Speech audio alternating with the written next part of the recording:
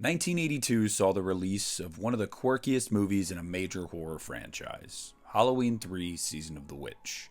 A complete departure from the previous two films before it, and a ballsy decision by the creative team. A big reason for Halloween 3 Season of the Witch's charm is its quirkiness, its oddities. It itself is an oddity. It's not like any of the other films in the franchise, not like any film in Friday the 13th or A Nightmare on Elm Street. It truly stands on its own, and even goes to lengths to show that Halloween is just a movie in this universe. There's a lot of interesting tidbits about this film, during production, pre-production, and post-production. Before cameras started rolling, or a script had even been written, John Carpenter and Deborah Hill were approached to return for a third Halloween film. Halloween 2 had been well received critically, and most fans seemed to enjoy it, so it was a foregone conclusion that going into the 1980s in the slasher craze, there was going to be another Halloween film. But John and Deborah were very firm in what they wanted. They did not want to come back if it meant resurrecting Michael Myers. See, to John and Deborah, Michael was dead at the end of Halloween 2. He caught on fire, he was done. That was the end of it. But they had a hit on their hands. 2 hits now. And Mustafa Akkad and Irwin Yablans weren't about to let that go by the wayside. So when John Carpenter and Deborah Hill were given permission to move forward with a third film that wouldn't center around Michael Myers and instead center on the holiday of Halloween, they agreed to come back. The film got a budget of $4.6 million, and we were off to the races. Joe Dante was eyed to direct the film, and he brought in his friend and screenwriter Nigel Neal to write the script. Nigel Neal's script was very different. Nigel Neal will go on to record saying he didn't write it as horror for horror's sake. Neal's take was more psychological. It had to do with deception and shocks rather than physical scares. Dino De Laurentiis, the distributor for the film, was not happy with his script. Not necessarily the story, but the lack of gore and violence. So they parted ways, and director Joe Dante dropped out last minute with a prior engagement for Twilight Zone. So Tommy Lee Wallace was up to bat. He was asked to write and direct the film. Now, Nigel Neal's credit came off at the end, but a lot of the story is Nigel Neal's story, so there wasn't a lot of writing that Tommy Lee Wallace had to do himself. Scenes of gore were added, scenes of shock, jump scares, all to cater to audiences at the time, and to give Dino De Laurentiis what he wanted. But this was Tommy Lee Wallace's directorial debut. After serving as a production designer on the original Halloween and being a friend of John and Deborah, it was his time. See, Tommy was initially asked to direct Halloween 2, and he said no. He didn't want to do a Michael Myers story. This seemed more fitting to him. So with a script in hand, a director at the ready, it was time to start casting. The first role went to none other than legendary actor Tom Atkins. Tom Atkins was cast as the Doctor, Dr. Chalice. Tom Atkins was a man that if you were a fan of horror films in the 80s, you knew this guy. He was all over the place. And to us as horror fans now, he's a legend and still going strong. Stacey Nelkin came in as Ellie Grimbridge, and Dan O'Hurley came in as the immortal Connell Cochran. You had your protagonist, your antagonist, and your story. A novelty mask maker had a plan to wipe out all the children in America on Halloween night. Now, this was a big risk, deviating from what they had done well with Halloween and Halloween 2. But believe it or not, everybody working on the film actually rather enjoyed what they were doing and much preferred this. Nobody wanted to go back to the well for another Michael Myers story just a year later. Tommy Lee Wallace had a ball directing this film. John really loved writing and scoring this film with Alan Howarth. This was a match made in heaven for everybody. Why not keep Halloween going strong? It's making them money and allowed the creative team to express themselves in ways they may not have thought possible after Halloween 2's success. Halloween 3 was shot mostly in the small town in Northern California of Lolita, California, where to this day, things look relatively the same. Sadly, a few weeks ago though, destruction of the factory began. The factory that was Silver Shamrock Novelties, that sat for decades and decades abandoned, is being torn down. But Lolita had the right vibe. It was this small town in the middle of such a big state, really off the beaten path. They made it this Irish town where it was all families and people that were well connected that lived there. Everybody knew everybody. Everybody was in on what was happening, but nobody would speak up. And if you did, you got your head ripped off. The town was named Santa Mira, as a direct nod to the original Invasion of the Body Snatchers, which was very important to Tommy Lee Wallace. Halloween 3 would also see the return of Dick Warlock, the man who played Michael Myers in Halloween 2, except this time, he played an android. See, that's the thing. Not only is there this great conspiracy to do what Conal Cochran is planning to do, but he has an army of androids that he has created to do his bidding. These androids keep him safe, keep the factory safe, and shut anybody's mouth that dares to speak of what they're doing. Halloween 3 really took some big risks. Androids, Stonehenge, and Michael Myers being a fictional character being some of the biggest ones. So naturally, this film was bound to create some discussion. However, the team behind the film had no idea how it would be received when it was eventually released.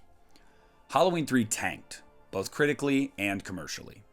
The film was made on a budget of $4.6 million and made just over $14 million.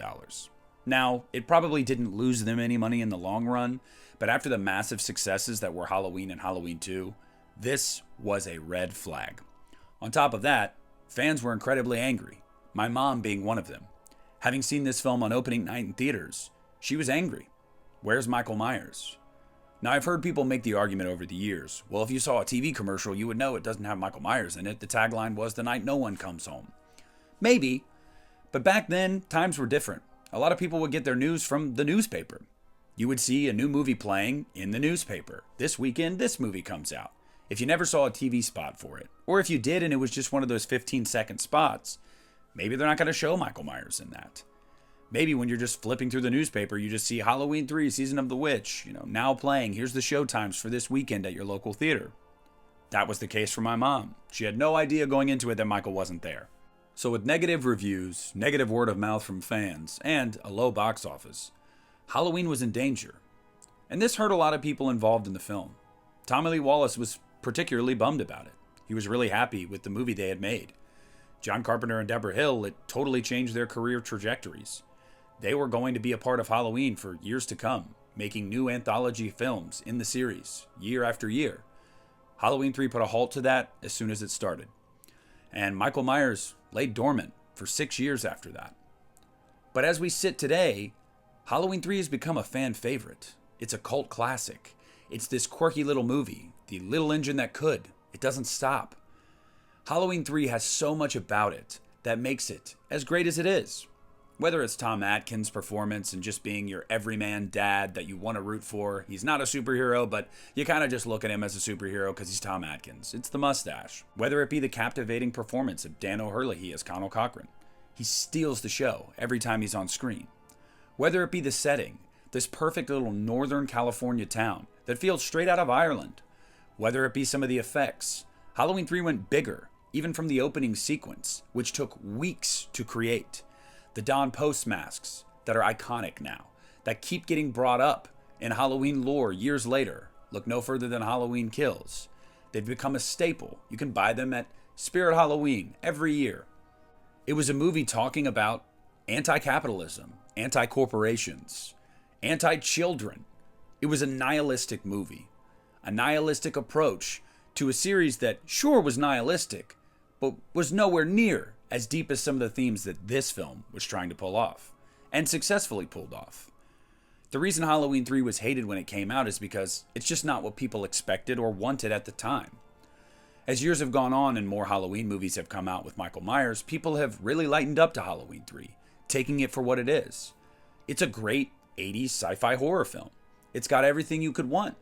It's got good kills, it's got a great lead, it's got a great villain, it's got great music, a great setting.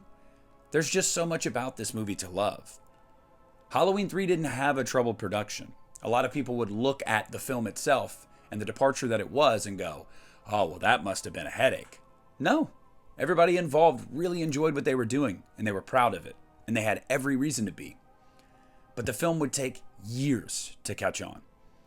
As a teenager, I remember championing this film. From the first time I saw it, I was a big fan of this movie. Part of that was because the expectations were set for me. I knew going in that Michael Myers wasn't a part of it, so I could plan accordingly. I took the movie for what it was. And in the last decade or so, I've really seen the movie fall into favor with people. They really like this movie. And that makes me happy. I want to see people come around to Halloween 3. Halloween 3 was truly a labor of love by everybody involved in the film. If you ask the people involved, John Carpenter will tell you he doesn't give two shits about Halloween 2. But he enjoys Halloween 3. He's proud of Halloween 3. And he should be.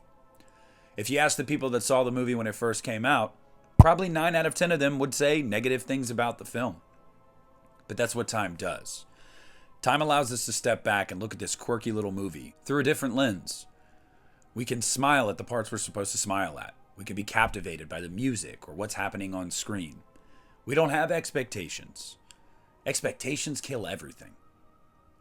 Halloween 3 is a movie that I am so glad it exists. Because although in some of these other horror franchises, Freddy's Dead, New Nightmare, Jason Goes to Hell, are big departures from their original source material, none of those are as big a swing as Halloween 3 Season of the Witch was. Halloween 3 Season of the Witch has earned its status. And year after year, more and more fans start to put this in the top 5, top 3, top 2, sometimes even number 1 of their Halloween franchise rankings. I'm glad that Halloween 3 was made. I'm glad we have the film we have today. I wouldn't change anything about it. And anytime anybody tells me that Halloween 3 sucks, I simply just say, stop it. Stop it.